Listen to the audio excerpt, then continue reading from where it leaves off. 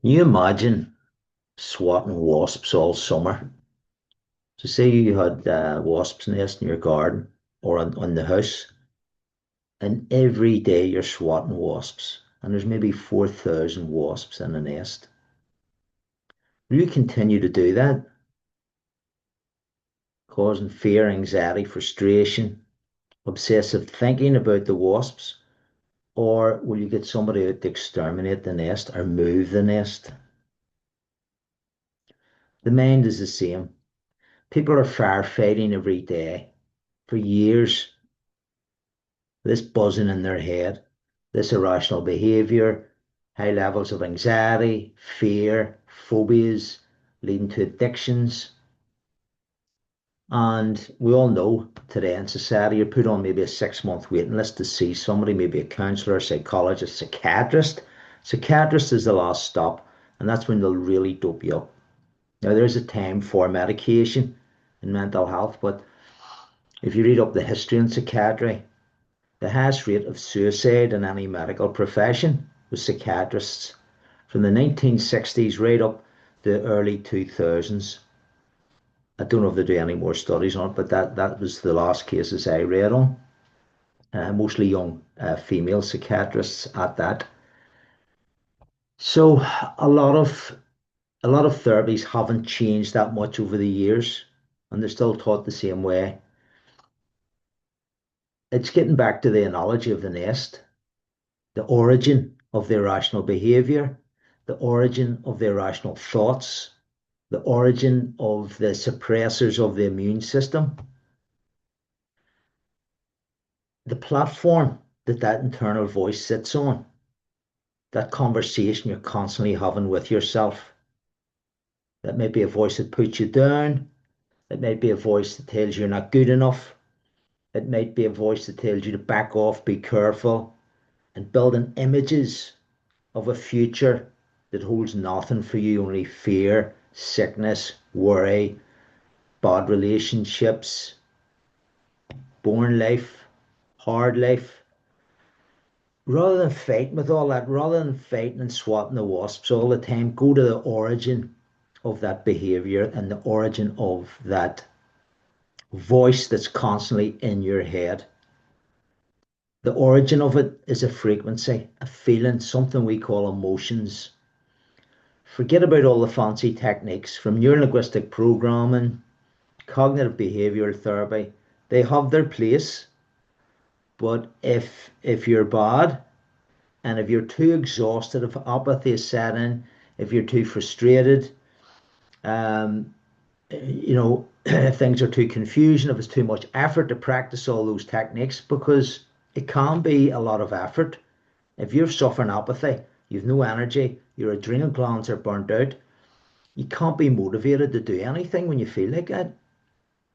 Go to the origin, go to the feeling, begin to change state, because everything you feel has a voice. Everything you feel in your autonomic nervous system, your unconscious nervous system, is like a radio station, a frequency.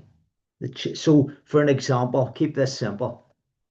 If we are feeling really, really cold, if we're standing outside at night and we've no coat on, and you notice the temperature dropping, your body shaking, what's the voice in your head telling you to do due to that feeling?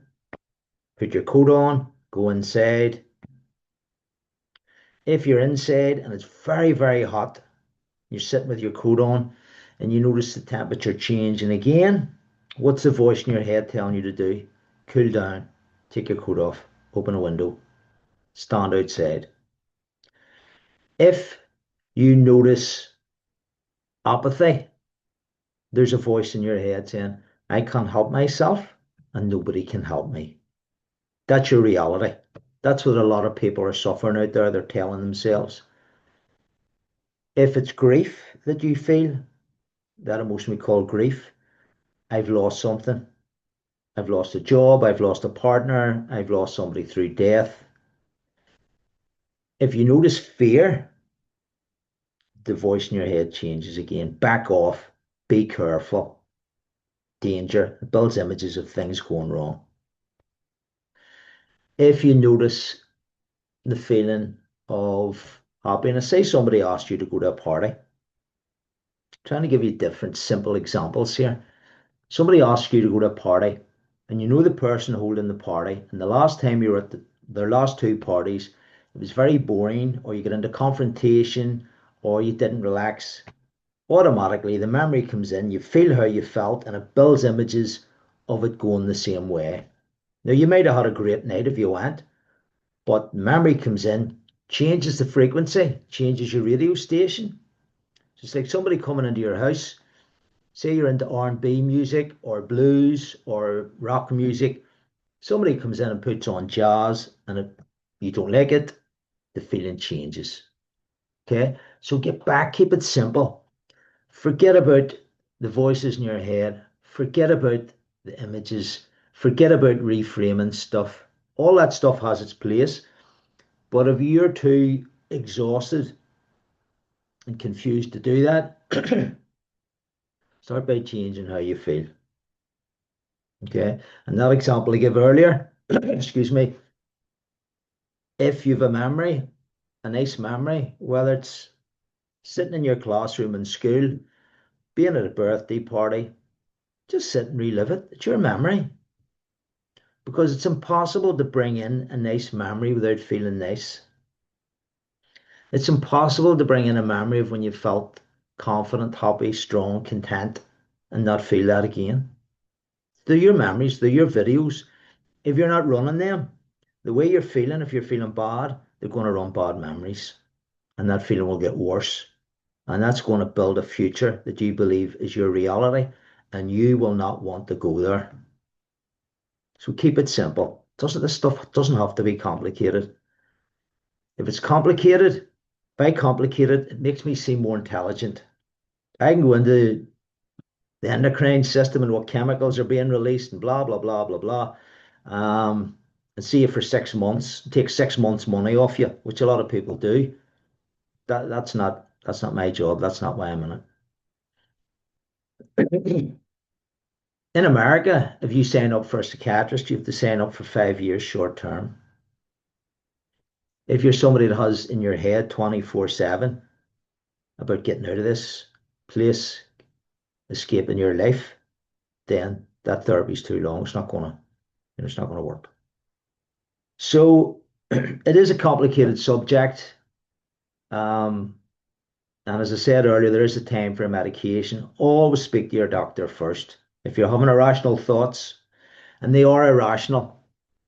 I went to a lecture at Queen's a couple of years ago, and I was fuming.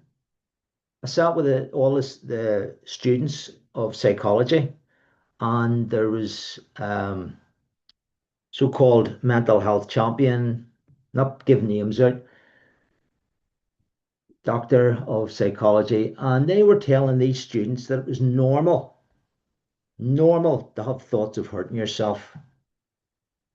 And at question time, I put my hand up and I says, why are you telling these students who's going out to work with people that it's normal to have irrational thoughts in your rational mind? It's not. If I come at you with a hot spoon, if I come at you with a pin, you're going to move. That's rational. That's satisfying the basic human need of survival. Why the hell would you have a thought of putting a needle into yourself or burning yourself or cutting yourself or taking your own life? That's irrational, and that's coming from the irrational mind, which a lot of them are not trained in, which is 88% of your total mind. There's a totally different world to this mind. It won't rationalize, and if it takes over, it's hard to get things. So it's like 88 people playing tug of war with 12 people. The idiot will always win. So it can be quite dangerous. So if you have a friend who's having irrational thoughts and they say to you, what's the point? I've been thinking about, getting out of here, or they have been hurting themselves.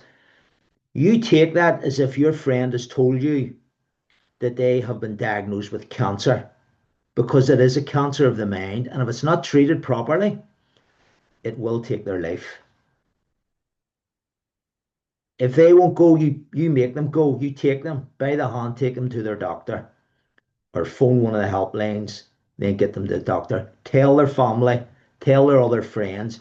Don't think it's going to be okay. We'll go out for a beer or we'll go to a rave and take some gear. That'll make them worse. That'll push them over the edge. So, some food for thought. Change how you feel. That's your personal power. Change how you feel. The fastest way to change how you feel, go back into old memories where you felt good, you felt safe, you felt in control, you felt accepted. That's why people like acceptance is the second highest feeling you can experience in your nervous system. It's a great vibration. That's why everybody's looking for it. Acceptance, that's why people love dogs and they love children because they don't judge you. They accept you 100% for who, what, and where you are in your life. So it's up to you. Okay. Hopefully, somebody out there can take something away from this, even if it's helping a friend, helping a family member, helping yourself. Change how you feel, change your state, changes everything else.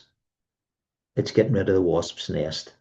You're not swatting wasps all day and getting stung. Okay. See you in the next video.